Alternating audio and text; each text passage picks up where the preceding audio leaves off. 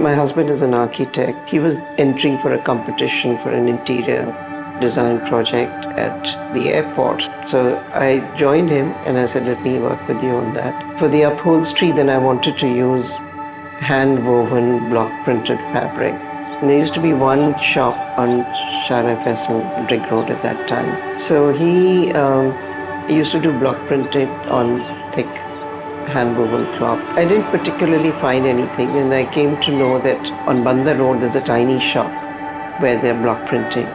So I went there just to see what's happening there. I was just fascinated by the whole process of printing, which I'd never seen before.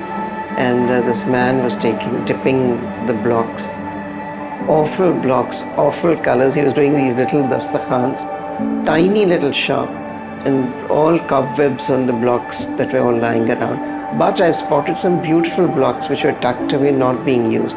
They were just making small napkins and dastakhans. But the process was really fascinating. And so I just started going back to him and I said, look, I need to get some cloth printed, but let me select some designs and colors. And so that started a whole new process of discovery, and I came to know that Lee Market was where a lot of block printers lived, still continuing, but that whole place apparently used to be a gar of hand block printing pre-partition.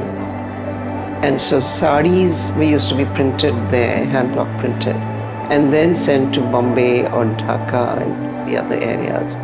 And I came across this whole colony and this whole community of people who had thrown all the blocks up under their beds, charpai, and had turned into a baker, an electrician, changed their profession after partition because there were no sari wearers here. So there was a lot of going and talking to them and saying and pulling out the old blocks and saying, will you like to do it again? And they said, yes, we'd like to do that. They had everything. They had the tables up and everything to do the printing. And then one of my friends said, look, you're constantly going there. Why don't you set up a table in my garage? She had an empty garage. And we set up a table and I told the guys that, why don't you come and let's start working. So they were interested. I got somebody who could carve blocks.